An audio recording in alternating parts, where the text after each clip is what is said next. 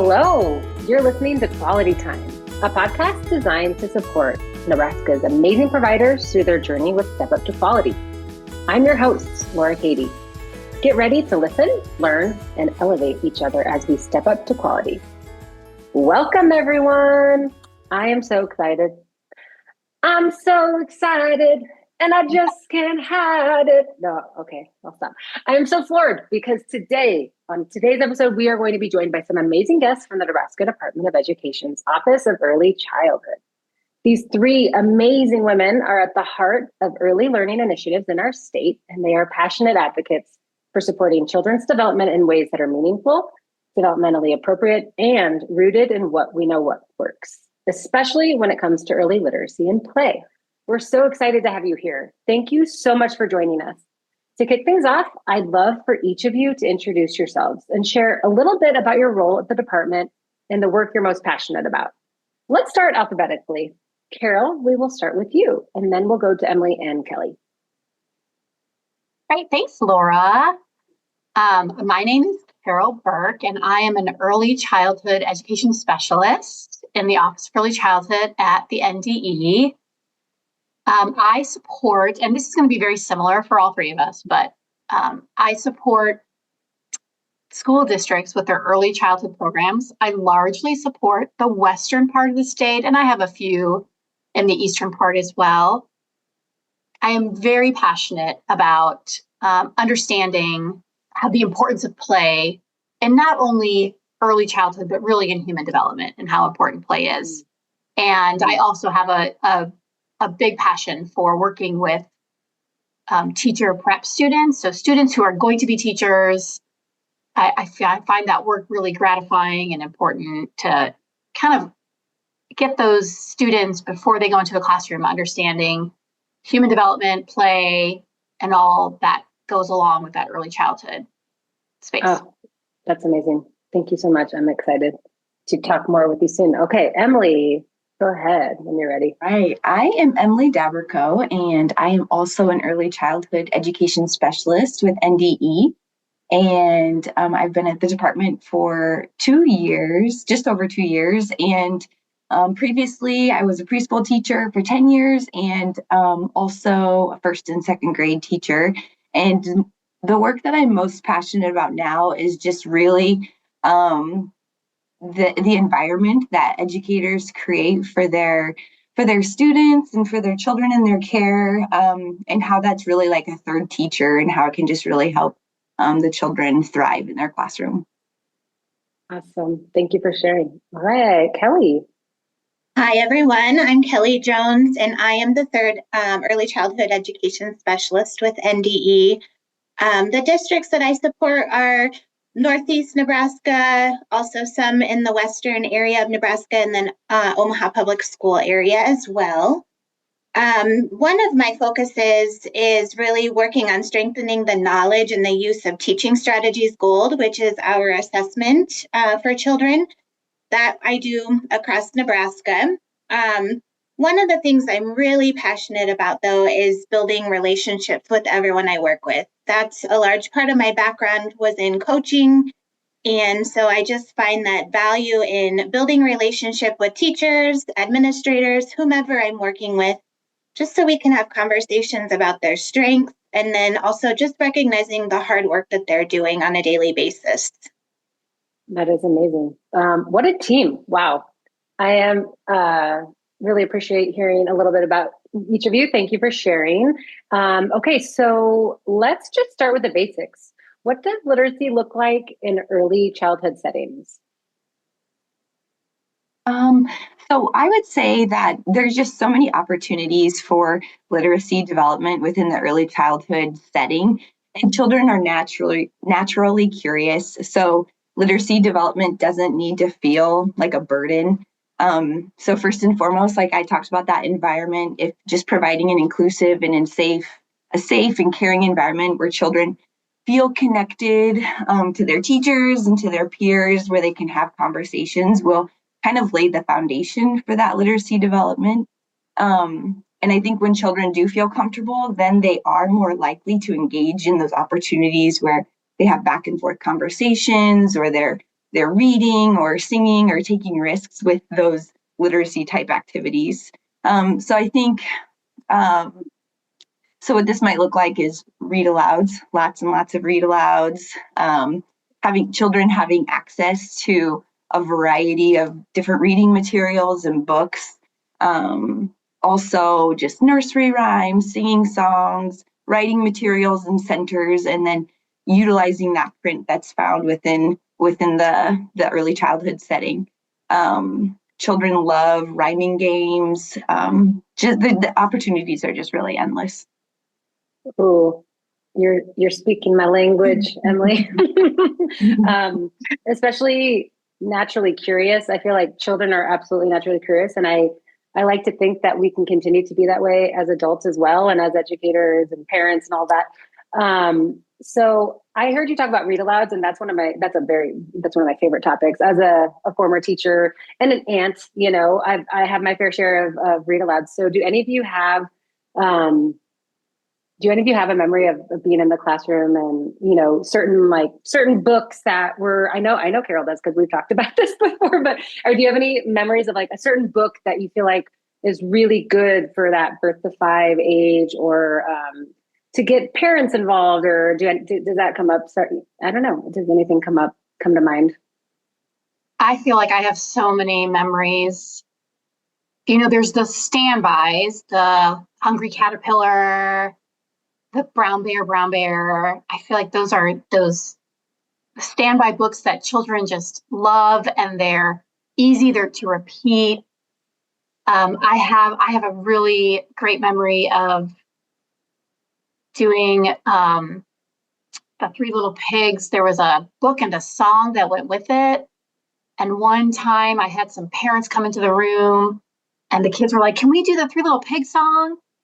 And it was like we had practiced it for months, and it was like this performance. The parents were laughing. The children were just acting their hearts out. And it was so magical. And that really could have only happened if we had, if the children had, been exposed to the book like they were. We've read it a few times. We talked about it. We talked about the process of, like the characters and how do you, like the beginning, what's the problem, those kinds of things. And they had such a deep knowledge of that understanding. And, none of them could like you could formally say could read, but they understood that book.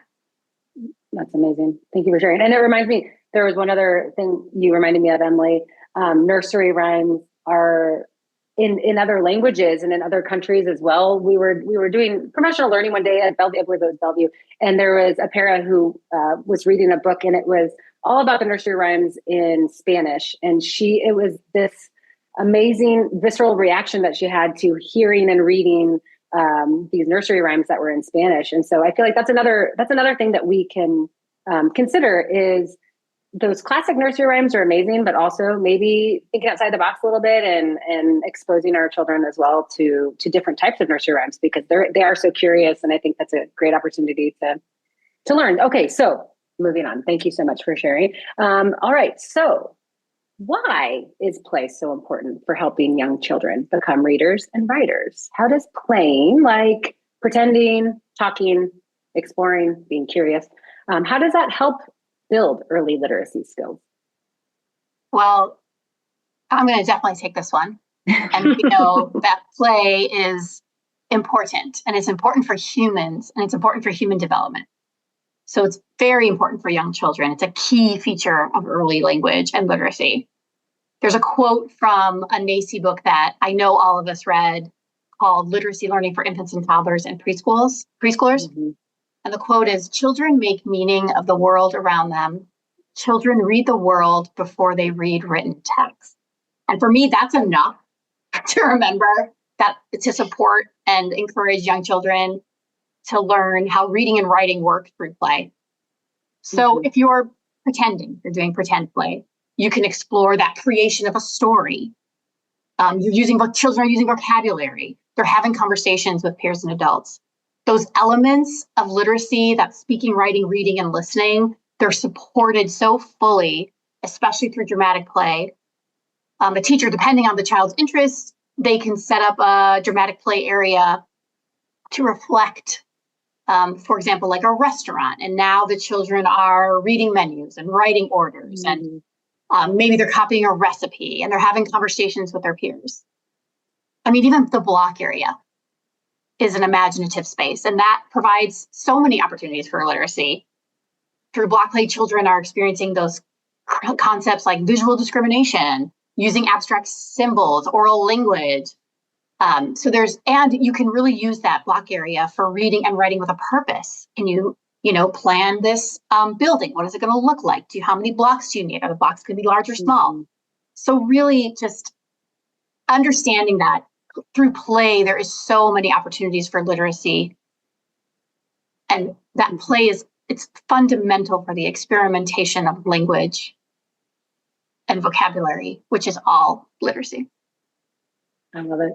I hear curiosity again. So I think we're going to have a list of words maybe that start with C, because I hear curiosity and I hear connection to self, connection to others, connection to world. That's amazing. Do you mind reading that quote again? I would love to hear that quote, and maybe tell us about that book, because that's a great resource that I've used a lot. And I think it'd be great to share that.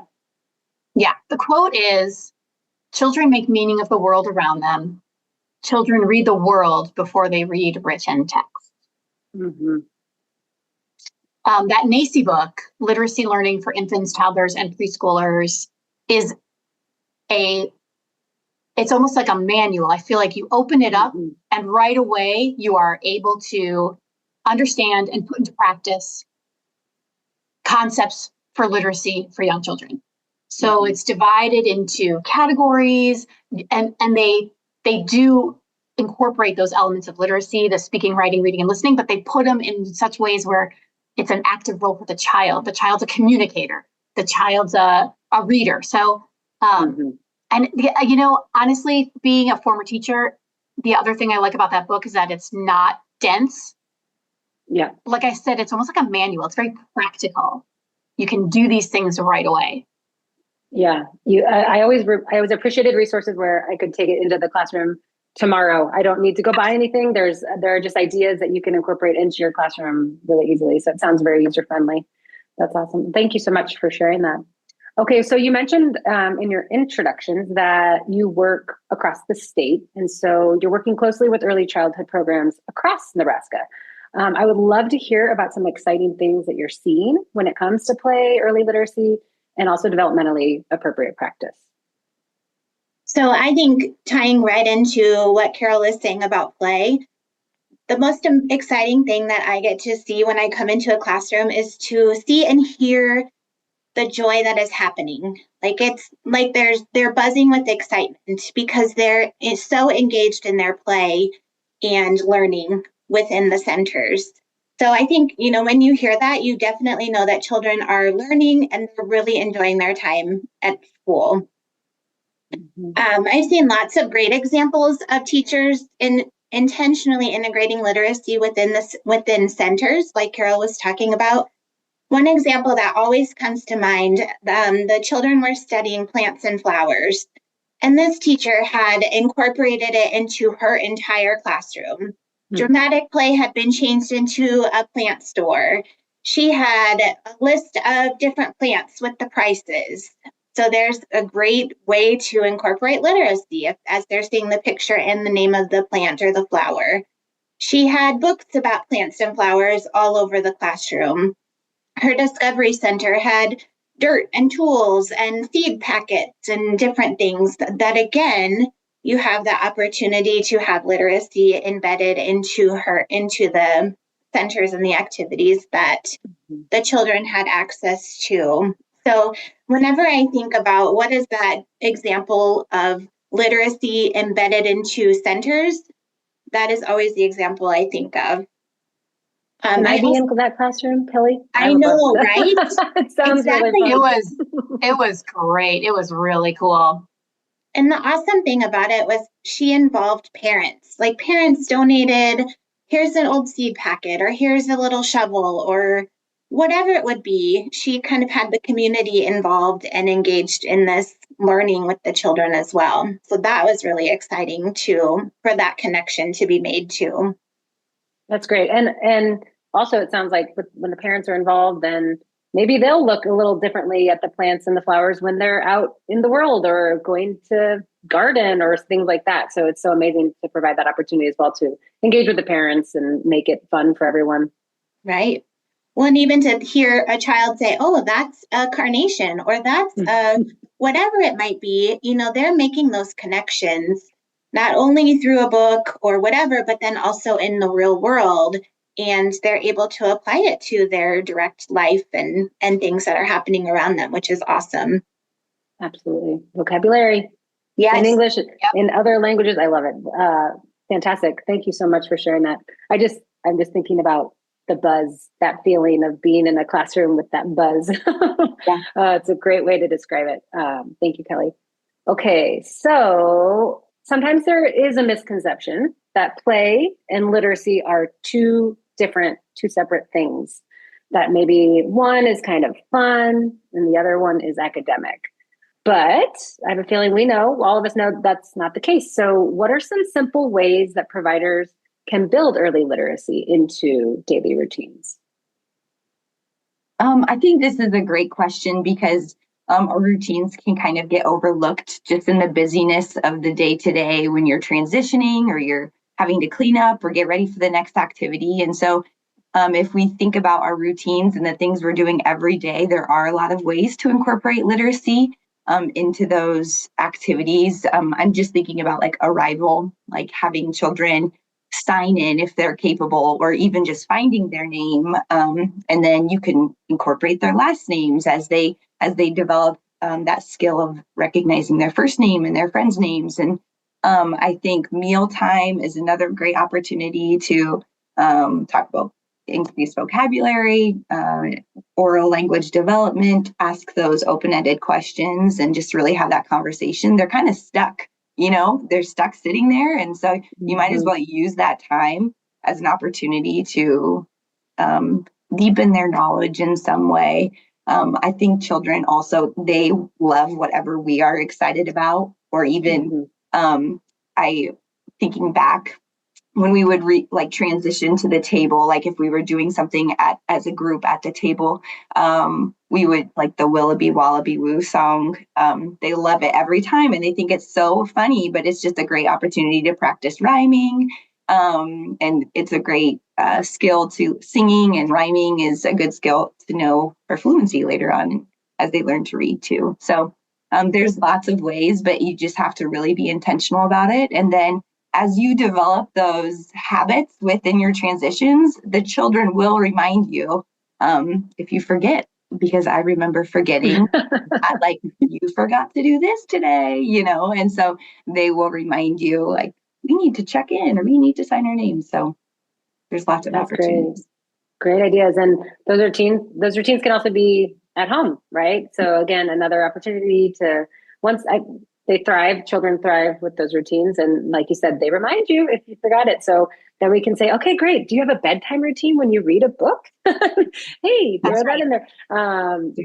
So those are great ideas. And okay, perfect. So I heard daily routines, arrival, mealtime, and again, making it fun. What I love about this conversation is that I can feel all of your joy and excitement and passion. It's so clear that these topics are, great passions for all of you. So I love this conversation so much. Thank you. All right, let's move on to how can childcare providers create a language-rich environment, even with infants and toddlers? So infants and toddlers are one of my passions as well. I didn't say that in the beginning, but I love working with infants and toddlers. They were a lot of the large time that I was teaching, that was the group that I was with. But I feel like this also applies to families as well. So when I think about infants and toddlers and literacy, like, it all begins with communication, right? By simply responding and talking with infants and toddlers, the adult is modeling that language and communication, which we know is the foundation and the beginning of literacy development. I always look at it as like a back and forth kind of dance, where if the baby is cooing, the adult is responding in some way by cooing or using words or whatever it might be. So that's really a great beginning for all infants and toddlers. Another huge strategy is for adults to describe what they're doing. If we're going to go do a diaper change, we're getting out our diaper, we got to get our diaper changed so we stay fresh and clean, or whatever it might be. But then also describing the actions of others. So, look, Sammy is running over to the balls. He's going to pick out the red ball. It's a big one. That one is bigger than the blue one. Just providing those opportunities for children to hear that expansion of language, the descriptions. All of your environment is so rich with opportunities for that language connection that we can provide our children. Another big piece is just access to books. So we may think, oh, babies and toddlers, they can't read, but giving them that exposure, giving babies a cloth book, they're going to put it in their mouth. That's what happens with infants. Give them that opportunity to explore it. That's a sensory stimulation for them. They're, as you're looking at the books, you can still point out the objects and label them for the babies. It's amazing to watch a baby as you're interacting with that book. When they start to make that connection, that eye connection to the object that you're pointing at and following along. And then as toddlers, it just continues to grow. They love silly stories and things that rhyme or animal sounds. The more exciting and differentiated with our voices we can get, the more excited that they get when they're reading stories with the adult. And then the great thing is then you see them going on and reading on their own and even mimicking some of the sounds and noises that you make as you've done a read aloud. So those are great examples. And another C word, communication.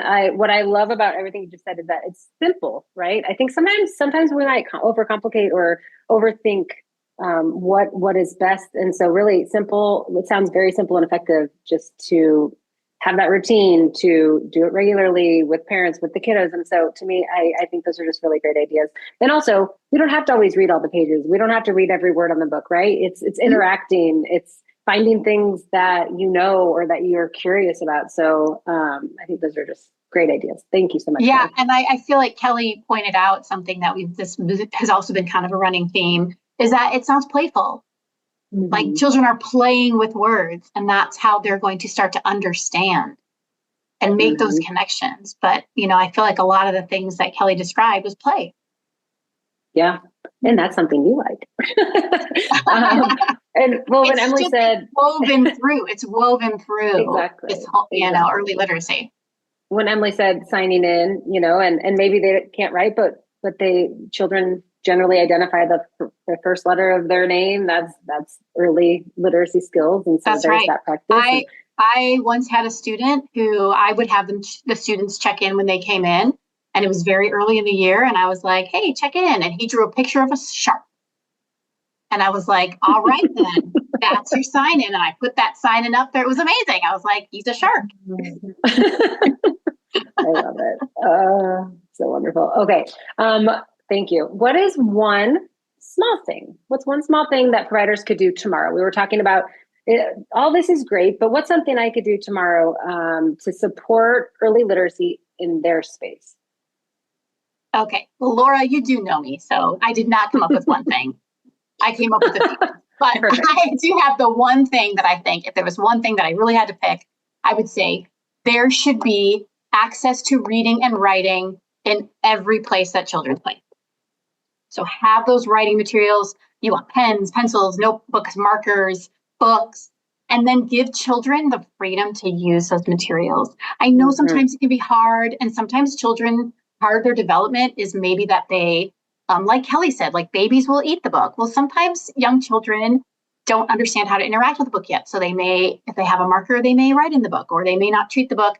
Those are all things you can model and understand. But I think if we can just allow them to have the freedom to access these materials, to use these materials, I think they'll get those experiences that will then connect how the materials are used. Mm-hmm. I think that just those books, having those books everywhere and having the favorite books, my first couple of years of teaching, I had, I would call them the teacher books. And, like the children wouldn't necessarily have access to them because I was like, well, I bought these books and they're kind of expensive. And then I was like, but they love these books. And so I started kind of letting go of that. And you know what? I had a lot of tape. And we had, like I would, and I would always model like how to treat the book and how to, but I just knew that these were young children and they loved these books so much. Sometimes they loved them so hard that they would rip a page. But, to let them have that experience with the books, especially those books that are their favorites. And then I think another really important thing that teachers should be doing right away is write what children are saying. Really show them that what they say has value. And not only that, but it connects to these symbols that then can be read. So I always like to talk about story acting, storytelling, where you have a child just tell you a story and you literally write down every word they say, and then you gather their peers up and they act it out. And so again, it's that making those connections between this is a word and this is a letter and this is how you read it and your voice is important. So those are not one. Sorry, Laura. Those are three things that you can do. Keep going. Right away. I can't ever pick just one thing, but it completely connects with what Kelly was talking about with communication. So with the infants and babies, you are saying out loud what they're doing, what you're doing, and communicating. And then this is kind of taking it up a notch too with, just supporting children to understand that what they say has value, but also I think you're developing their imagination and curiosity, and all of that goes together. So those are really, really great ideas. Thank you. Okay, well, we're kind of nearing the end. And so, I like to end on a fun note. And this is up for any of you, if you are interested in my final question. So I mentioned this earlier, I often think about my days in the classroom. I taught first and third grade, and read-alouds were a really favorite part of my day. It was a routine. We always had writer's workshop. There was a book, and keeping the attention of a group of 16 to 20 first graders with using voices, acting out, having children come up and interact with the book as well. It's just some of my very favorite memories. And now I have a nephew who's 4 years old, and I get to read to him a lot, and it's so joyful. And that was a word that has come up. So I just think we should end with some joy. And I would love to know, do you have a favorite read aloud memory? It could be as a teacher, as a parent, whatever you like. So it's really open to any of you. Carol mentioned this book earlier, but as a toddler teacher, one of our favorites for the classroom was Brown Bear, Brown Bear. Like the children absolutely loved, we had little props and puppets that went along with the story. They loved having that part in there where they knew they were coming up next. Their yellow duck was coming next. So they would hold it and just be ready for it in the book. So it's just so awesome to see little 1 and 2 year olds know the sequence of the story and to predict. Even if we used the animal sounds, they were able to tell what was coming next. And then we would take it the next step and just do like a social story with it and use their pictures and names instead of the animals. So they loved being able to see themselves within a book as well. Oh, I love it. One of my favorite memories was reading the book The Mitten with my preschoolers, and we would read it, and then they would get to bring in their own stuffed animal. And I would make a mitten out of like poster board, and they would shove their animals in the mitten. And it was like the best thing ever. And then I would take a picture of them and with their animal, and then we'd make our own little class book. And it was just so much fun. And just thinking about it right now is like, you know what? I think when I was like in first grade, my teacher read The Mitten and talked about Jan Brett in the illustrations. And it just like stuck out to me so much that when I was a teacher, I was like, I have to do this with my children. And so it was just a really fun and joyful experience. I can feel it. I can feel the joy, Kelly. I can feel the joy, Emily. All right, Carol, what's your favorite? Gosh, I You only have get so one. many. Just one. Okay, honestly, it's that moment, and this is true not only for my students that I had, but for my own children as well. That those moments of when you're so fully into a book. So it's, and like you said, we have these 16 to 20 children like looking at us, but when you've connected so fully through this book, that there's just this moment of like, wow, they are so in it. I'm so in it. I'm, I'm reading, I'm doing the voices, and I don't know, there's just something magical about that shared reading experience. And again, I felt it with my own children as well. Like we would read to them before bedtime. There's just something about those moments so I guess it's not one moment, it's like all the moments of shared reading. What I hear you saying is being fully present. And I think in a world with phones and technology and everything, we're so overstimulated, and really being present with an experience, a book, a child, all of that. It's so important. It's so important. Yes. So, yes. Okay, to summarize, let's see how I did. All right. So I've heard so many amazing things. Again, thank you so much for sharing all of your wisdom and your experiences. As far as what we're taking away: curiosity, connection, communication, joy, engagement, and access to reading and writing materials. How'd I do? Yes. Perfect. Yeah. Does that summarize? Okay. Well, thank you so much. Thank you to our wonderful guests from the Department of Education's Office of Early Childhood. Thank you for sharing your insights, your time. Also, thank you, listeners, for spending some quality time with us today. We hope you're walking away with fresh ideas and encouragement to make literacy learning joyful and playful and curious in your early childhood setting. Be sure to tune in next time as we continue supporting our amazing Nebraska providers on their Step Up to Quality journey. Until then, bye-bye.